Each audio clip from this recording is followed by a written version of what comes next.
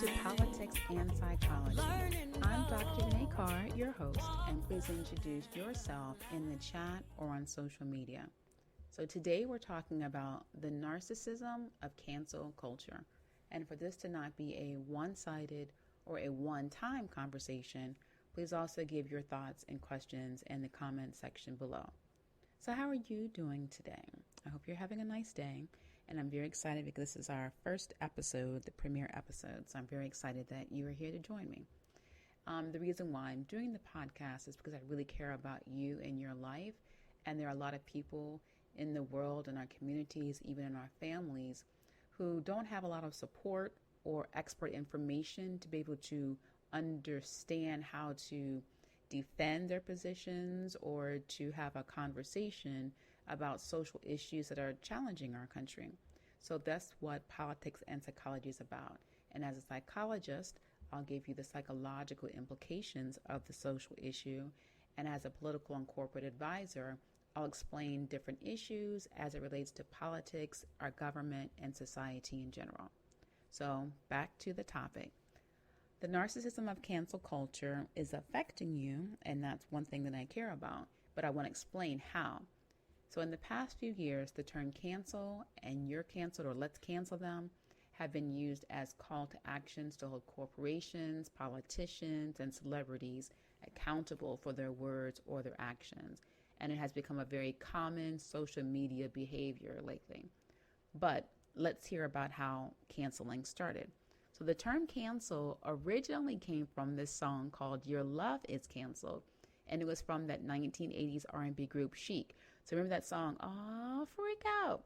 So that was the group. So they had this song called Your Love Is Canceled.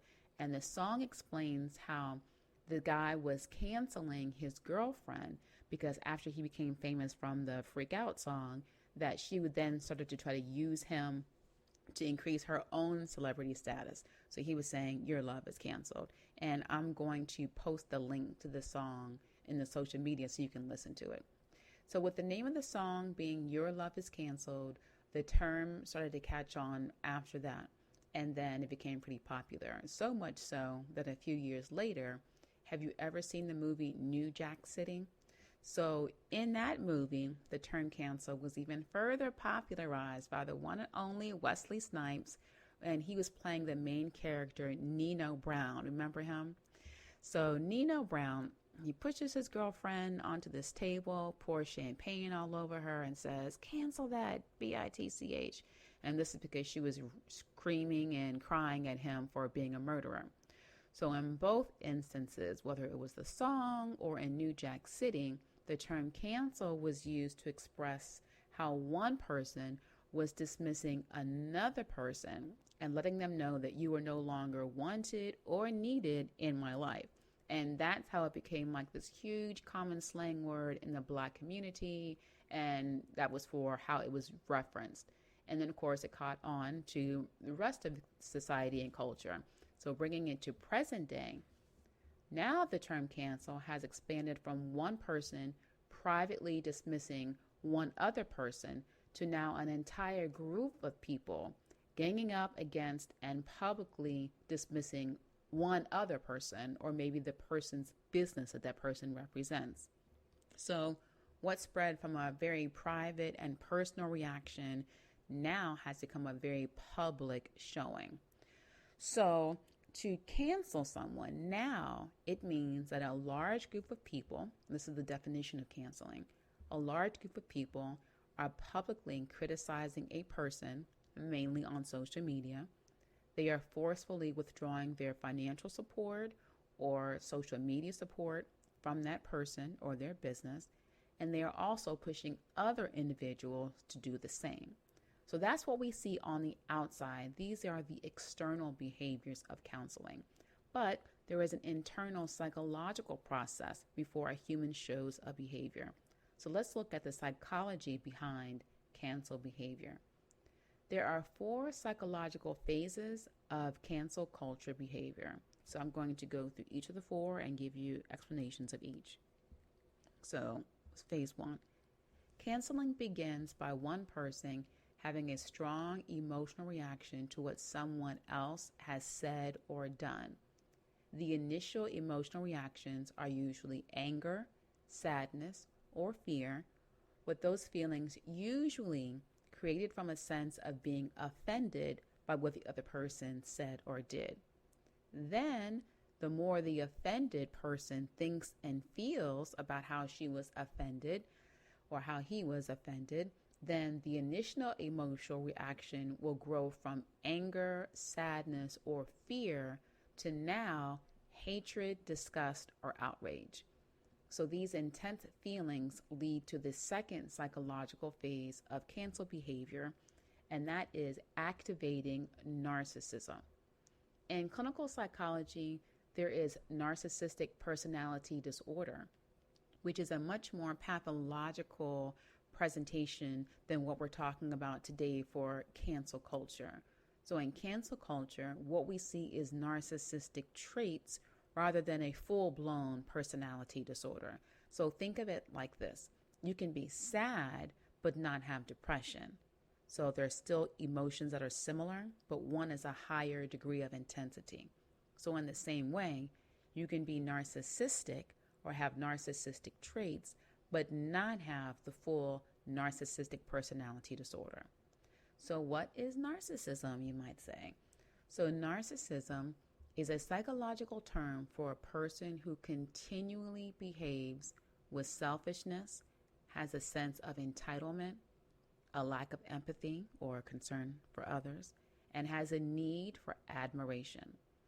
So going back to phase 2 of the psychological phases of cancel behavior, this will look like this. A person who has a need for admiration and will therefore post on social media to get attention and likes.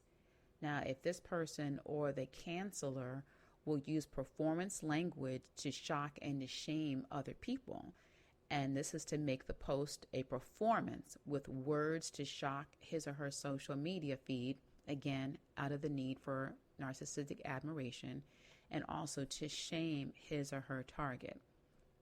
Now, it's the desire to shame the target of the canceling that comes from a very strong sense of entitlement or righteousness or self-righteousness that is part of the narcissistic personality traits.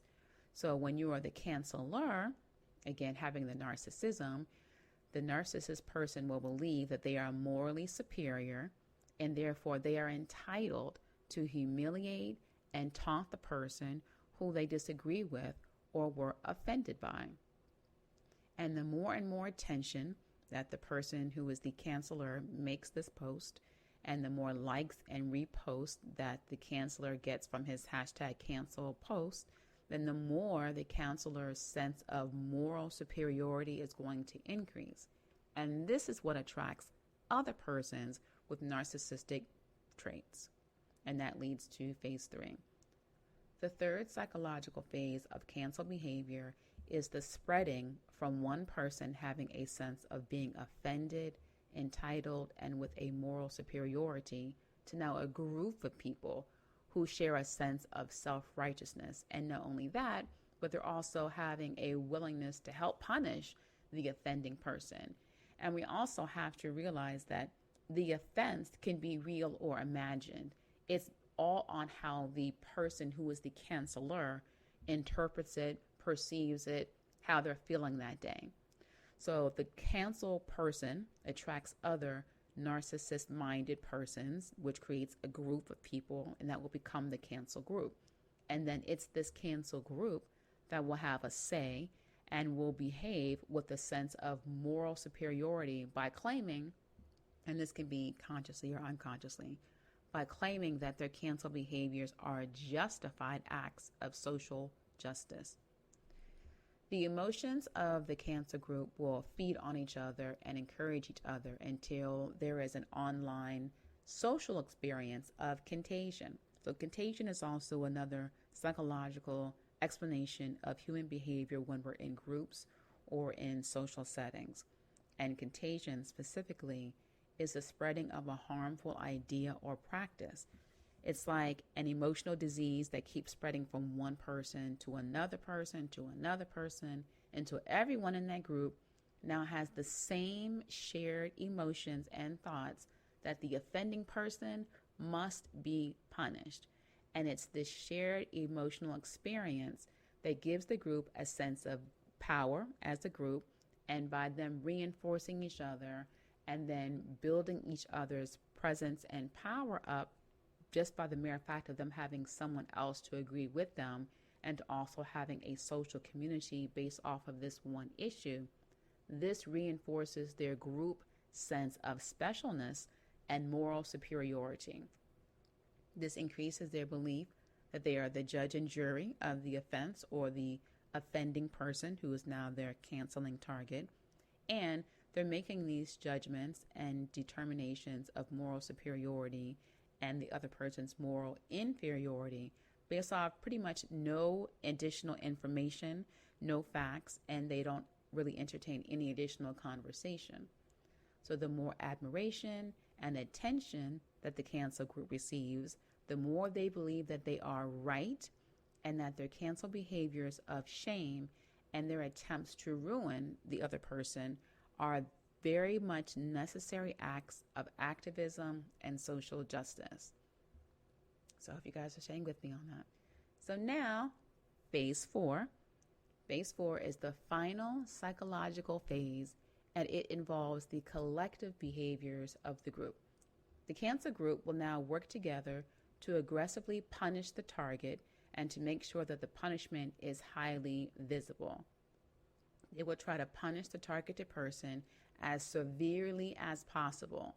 The cancel group will mock and shame the person. They will withdraw all support and promotion of that person, and they will aggressively try to embarrass the person and ruin his or her reputation or business. The ultimate cancel goal is to utterly humiliate and utterly annihilate that person and that person's reputation, their business, their standing in the community, and to continue doing it relentlessly until that person becomes rejected for society. In addition, the cancel group will intensify their self-proclaimed social activism by also condemning anyone who supports the target, or by condemning anyone or any group that does not join in on the canceling.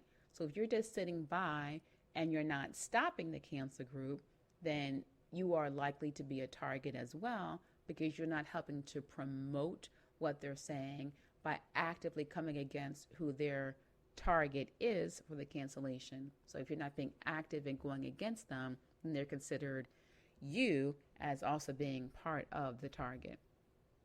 Now, it's the public's general fear of also being rejected that allows the cancel group to go unchecked and out of control. And it's what allows the cancel group to continue attacking the target until his or her reputation is ruined, their job or platform is lost, they are shamed, and ultimately rejected from their own social groups and society overall. And this unchecked cancel behavior can also result in the cancel group believing that they are justified in their threats and in their acts of violence to support their self-proclaimed social justice and activism.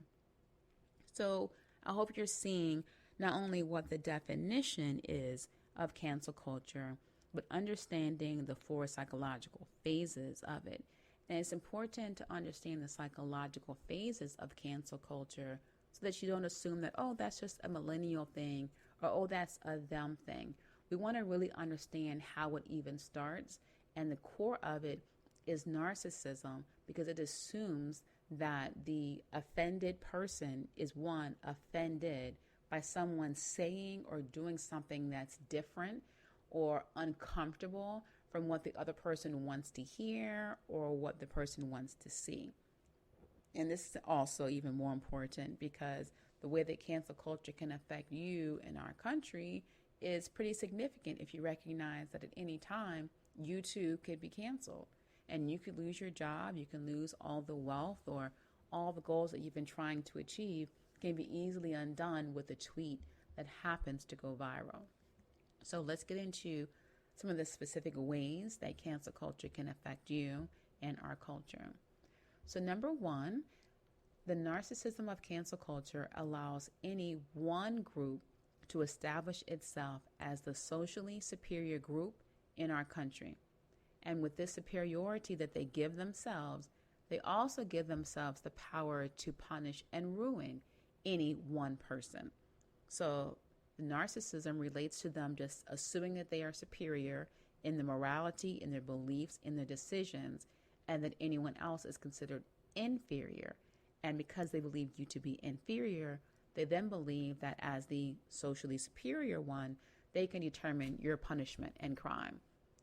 So the canceling is being done, this is number 2, the canceling is being done by one group of individuals making narcissistic moral judgments that are very often based on very little information.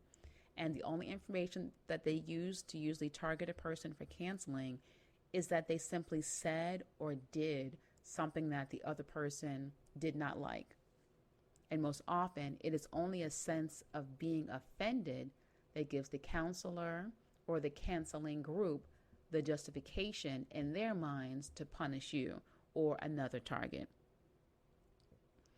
If very little factual information, context of the situation, or investigation is done, then what we're seeing through the narcissism of the cancel culture is that the group is making their very own public conviction of the target.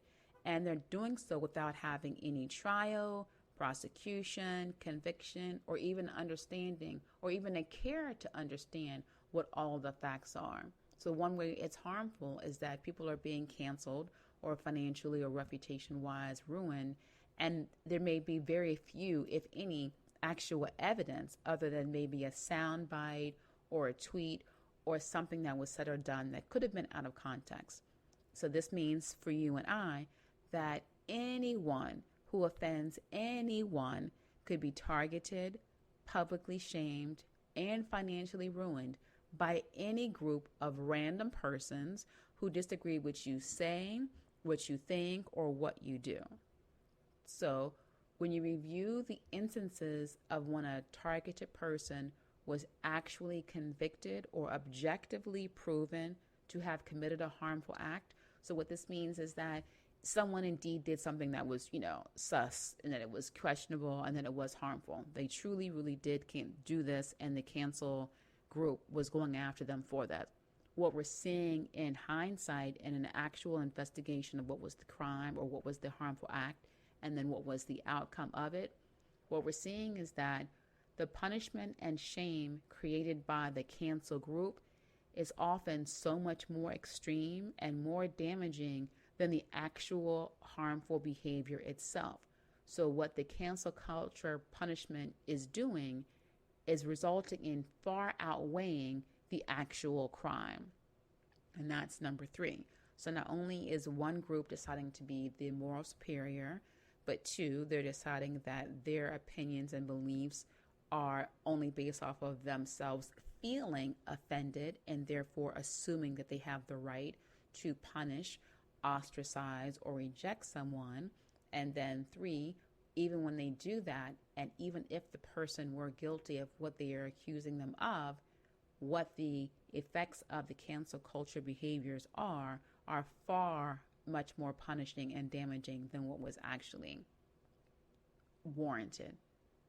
So number 4, the narcissism of cancel culture also hurts us and our country because of the fact that the individuals in the cancel groups who are using their free speech and using their right to protest are using these rights to fight against anyone else also having free speech or a right to protest. So in essence, this whole canceling process only results in using their freedom of speech to restrict and censor other people from also having that same freedom of expression and speech. So by accepting cancel culture, we are setting up ourselves, our community, our country to also accept and create a culture where differences are no longer tolerated. So this means that if we are allowing a foundation to be created where social control through cancel culture, through shame and rejection, can become a way of life if we allow cancel culture to not only continue, but to accept it and to promote it by not putting it in check or by not putting restrictions on what we then subconsciously or actively agree to promote or stand by and let happen. Also, for number 5, by accepting cancel culture, we are giving permission for social censorship for any views or opinions that do not agree with the group has established for themselves. And so that means that if we agree with them, okay, you're fine, you're saved. But if you don't, by allowing cancel culture to just run rampant, then what we're basically saying is that, okay, well, this means that somewhere down the line, I'm also giving permission for social censorship for any views or any opinions that go against what the social group has determined to be what we should be thinking, feeling, or viewing at that particular time. So again, if it continues to be left unchecked, then cancel culture will expand to cancellation of even social customs, practices, and beliefs that are viewed as offensive to anyone for any reason at any time. In addition, acceptance of cancel culture is also accepting a government that represses its citizens or a society that is intolerant of any thinking that is different from those in power. So this will only increase systemic oppression, especially for those already with very little political power. And it will also cause significant setbacks in improving America's appreciation, which is what we've been trying to work on, obviously, for decades, improving America's appreciation of diversity and efforts for equality and justice. And then number 7, there's 8 of them. And for number 7, the harm caused by cancel culture narcissism is that it does not make us a better society, it doesn't make us good people, and it doesn't make us good citizens by being cancel cultures and having support of cancel culture behaviors. Instead, cancel culture is only about serving the ego and the needs of those who establish themselves as the morality superiors. So it's not really helping anybody, and it's not actually going against any acts of injustice. It's mainly focusing on themselves. So in reality, the cancel behaviors are labeled as necessary for social justice, but they're actually only for the benefit of the cancel group, either increasing their own social power or increasing their own social media fame. And cancel culture may get a person fired, but it does not change the actual social issue associated with that person that they're being targeted or canceled for. It's just about getting likes and tweets.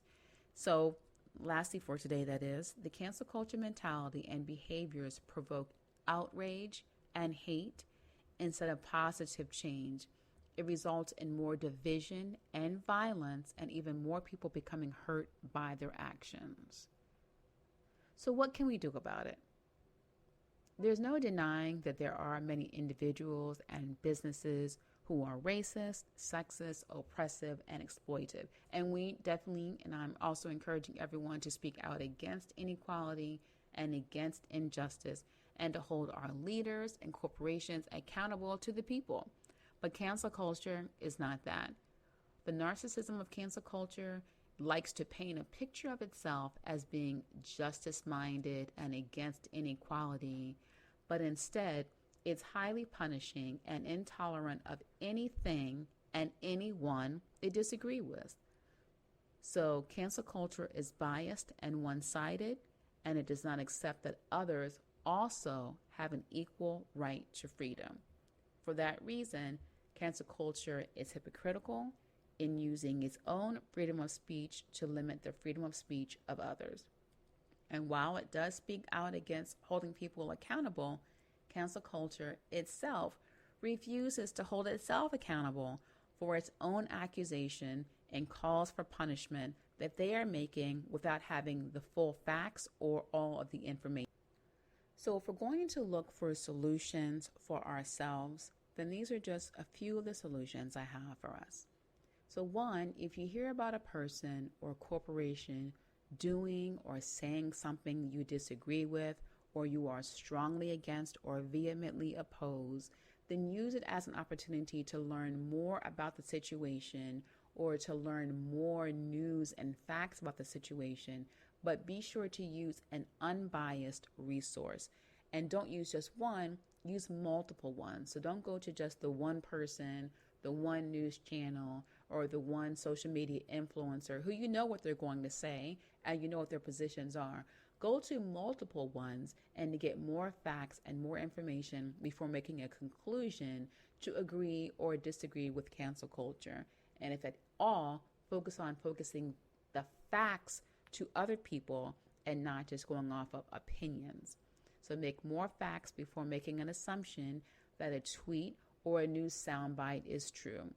And also make sure that if it is true, are you being told or are you seeing the full context of what was said, how it was said, in what room was it said? So try to get all of the information. And so, or the passive aggression of narcissism-based movements, such as cancel culture, that use social media for self-promotion instead of actually activating real social change. So if you look at these tweets that are from a cancel culture perspective, they're really about setting something that's very mean or very shocking to, again, shock the news feed and also to shame the target. But there's no real solutions that they are offering to actually change the situation. For example, if you have Congressman Johnny Appleseed, who was seen in a video clip talking about a racist tweet that he enjoyed or thought was hilarious. So instead of seeing that one little tweet or hearing that one soundbite, look to see, well, what else was being said before or what was being said after, in what context and what setting. So try to get more of the full picture before making an immediate assumption. And as part of this whole podcast, I'm trying to encourage positive intellectual conversation to continue these discussions so that we can have positive social change. So with that, please consider using your voice or even your presence, just being there, to encourage honest and meaningful conversation about controversial issues in which people are being canceled by. And when you're with your coworkers, your family and friends, to just encourage everyone else to have an open talk, a respectful conversation, and thoughtful dialogue about the different views. And recognize that it's okay to be different in your thoughts and opinions, because only once we have uncensored conversation, be it at the dinner table or on social media, can we truly understand other people's points of view or other facts about a situation. But if you're cutting off information to only what you want to hear, or if we're allowing others to only force onto us only what they want to hear, what they want to see, or what they want to experience, then that type of censorship is going to trickle down to affecting all of us and will be a very closed-minded opposite of freedom, but a very restricted, censored society rather than one based off of freedom. And remember, lastly, that freedoms go both ways. If you want to keep your own freedoms of speech, then that means that we have to also recognize and embrace that others also have freedoms of speech. So with narcissism, we understand it's a self-righteousness that's self-imposed. And when we have cancel culture, it's narcissist traits and narcissistic persons who are focusing on only wanting to hear what they want to hear and preventing the freedoms of others from saying what they want to say. So please remember that whenever you're looking at social media tweets or hear conversations, and let's do our part to continue the conversation of open speech and lack of speech censorship. Well, that ends our time for today, but please continue the conversation using science and love. Walk the path of life. And if you run